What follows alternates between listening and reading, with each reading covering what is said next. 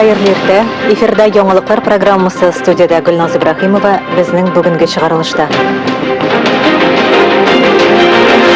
Белем йортлары артты. Татарстан рәисе Рөстәм Миңнеханов 2 яңа мәктәп ачу тантанасында катнашты. Кукмараның игелеге махсус хәрби операциядә катнашучыларга Кукмара районы 64 тапкыр гуманитар ярдәм алып барган.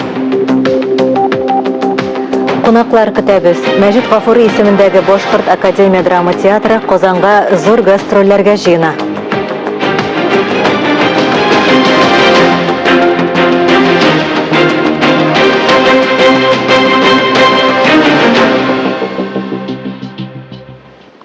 Сигезенче ноябрь иртәсендә бәс булса корлы кышка диелә халык санамышларында. Әйел көннәрендә исә Татарстанда уртача температура нормадан 4-6 градуска югарырак була. Республиканың көньяк-көнбатыш районнарында термометр баганалары 9-га кадәр күтәрелә. Бүген урыны белән яңгыр, көндез температура 5-7 градуска кадәр җылы була. Якшәмбе көнне республикада явым-төшем көтелми, көндез температура +3, +5 градус җылы. Казанда 7 ноябрьдән 12-сенә кадәр су спорт төрләре сараенда кыска арада суда йөзү буенча Россия чемпионаты уза. Бөтен илдән 1000-нән артык спортчы чемпион титулы өчен көрәшә. Ярышлар барышында 48 бүләк комплекты уйнатыла.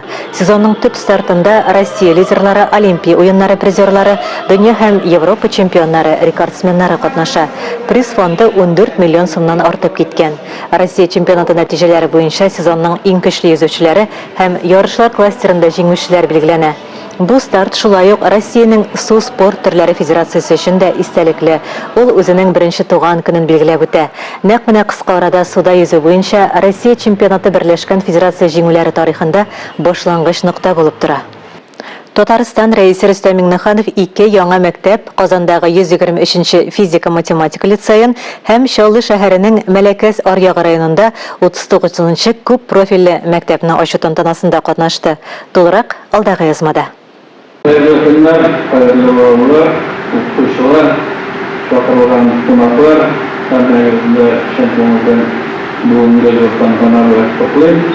Й23-нче физика-математика лицейы Казанның Совет районындагы Лето торак комплексында урнашкан. Бина 1224 урынга исәпләнгән. Ул яшьләр һәм балалар милли проекты кысаларында төзелгән.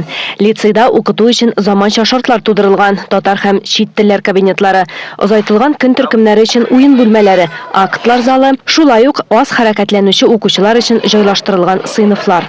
Әлеге лицей ул шын гражданнарына, шын патриотларына үстерү үзәге булачак һәм әлеге максатка безнең педагоглар барлык ресурслар, үзләренең тәҗрибәләрен, үзләренең белемнәрен кертәчәкләр һәм бөтен эшләрен дә әлеге максатка куячаклар. Шулай ук Татарстан рәисе видеолимтә аша Чаллыдагы 39-нчы мәктәп эшенә старт бирде. 2 мәктәпкә дә компьютер җиһазлары алуга сертификатлар тапшырылды. Чаллы шәһәрендә мәктәп ачылышында Татарстан Республикасы Мәгариф һәм фән министры Илсур Хәдиуллин катнашты. Казан лицейында исә Рөстәм Миңнеханов уку сыйныфларын карады, укытучылар белән аралашты. Алия Галиуллина, Максим Бахарев, Ленар Хәбибуллин, Татарстан яңалыклары. Башка темаларга күчәбез. Һәр шимбә Татарстанда традицион авыл хуҗалыгы ярминкәләре уза. Көзге ярминкәләр 28 декабрьгә кадәр дәвам итә. Биредә фермерлар авыл хуҗалыгы оешмалары җитештергән әйберләрне кулай бәядән сатып алырга мөмкин. Авыл хуҗалыгы ярминкәләре кече һәм урта эшмәкәрлеккә ярдәм итү максатыннан үткәрелә. Бу нәтиҗәле һәм конкурентлы икътисад илкүләм проекты бурычларына туры килә. Республикада махсус хәрби операциядә катнашучыларга ярдәм даими рәвештә бара. Кукмара районы волонтерлары 64 тапкыр гуманитар ярдәм алып барган. Киләсе сәфәргә алар 13-нче автомунчаны Ижаудан Кукмарага берничә көн элек кенә китерелгән автомобильне әзерлиләр. Алдагы модельләр кебек үк бу автомунчага барлык кирәкле әйберләр дә тутырыла. Кием салымны юу өчен кир юу машинасы да урнаштырыла. Төзелеш эшләре белән беррәттән волонтерлар актив рәвештә гуманитар ярдәм җыя. Хәрбиләрдән даими рәвештә гаризалар килә. Чакыруларга күбрәк кеше җавап биргән саен, волонтерлар тизрәк солдатларны барлык кирәкле әйберләр белән тәэмин итә ала. Берничә минуттан дәвам итәрбез. Бездән аерылмагыз.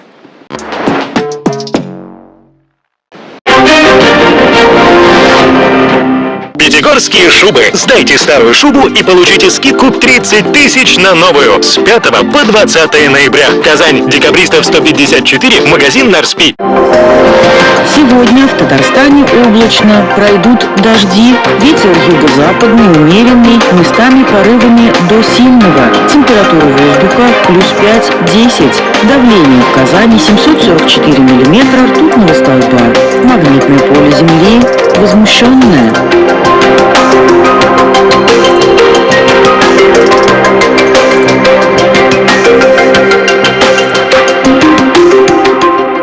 Стоматологии зубы без боли – новинка. Анатомические зубные протезы, которые подстраиваются под вашу десну. Комфортно носить, легко принимать пищу и улыбаться. Есть возможность крепления протеза на имплантах. Специальная честная цена – 24 тысячи рублей за челюсть только в ноябре. Зубы без боли? Звоните 249 13 04.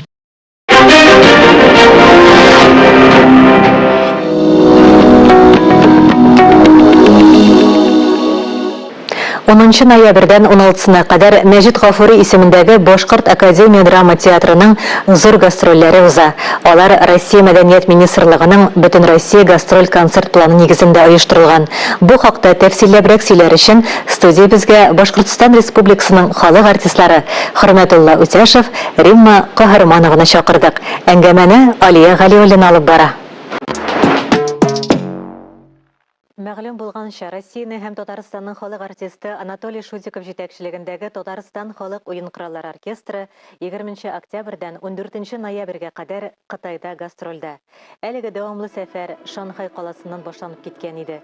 Сүз уңаеннан әлеге тур үз карамагында йөзләгән опера театры булган Чинополи групп ширкәте ярдәмендә гамәлгә ашырылды. Моннан тыш оркестр Ганчжоу, Сяогань, Лицзинь, Янтай һәм башка шәһәрләрдә чыгыш ясый. Әле тәкъдим ителгән видеолар Янтай каласыннан. Шулай ук Юй Хуандин башлангыч мәктәп укучылары белән очрашуда булды. Мәктәп балалары оркестр алдында чыгыш ясады. Татарстан дәүләт халык уен кораллары оркестрыннан осталык дәресе дә алды. Кытайда оркестрның һәр чыгышы зур кызыксыну белән кабул ителә. Бигрәк тә оркестр башкаруында "Мин яратам сине" Кытай әсәр яңгыраганда зал алкышлардан шаулап тора. Хөрмәтле телевизор караучылар, берничә минуттан Татарстан дәүләт телерадиокомпаниясе махсус хәрби операциядә катнашучыларга багышланган Татарстан геройлары дип исемләнгән проектны дәвам итә. Аннан соң Хәерле көн Татарстан тапшыруында мөнәҗәтләр гаилә бизәге Бөтен Россия конкурсының финалыннан махсус репортаж тәкъдим итәбез. Бездән аерылмагыз, исән, имин булыгыз. Или дубленку и получи скидку на новую покупку. Ждем всех на Карла Маркса 26. Коррекция прикуса у взрослых и детей в клинике 32. Новейшие технологии с использованием элайнеров Star Smile и брекет-систем Ормка позволяют достичь эффекта быстро от 10 месяцев. Полная диагностика, установка и последующее сопровождение помогут комфортно пройти лечение и радоваться красивой улыбке долгие годы. У нас есть все. Товары для школы и офиса, готовые идеи для подарков, развивающие игры и многое другое. Не знаешь, что подарить? Подари выбор. Подарочные сертификаты от 300 рублей. Все нужное в одном месте. Ваш верный выбор – Гроссхаус. Гроссхаус – это канцтовары. Магазин «Мясной двор». Сообщаем, мы переезжаем на Пролетарскую 96. Теперь здесь замороженное, охлажденное мясо и маринад. По хорошим ценам купить каждый рад. Магазин «Мясной двор». Пролетарская 96. Рядом с магазином «Светофор». Режим работы с 10 до 20:00. Без перерыва и выходных. Магазин мебели на Кольцевой 5 объявил грандиозную распродажу. Диваны от 35 тысяч рублей. Столы от 9 тысяч рублей. Кровати от 15 тысяч рублей. Товар брендовый, сертифицированный. Спешите, ждем.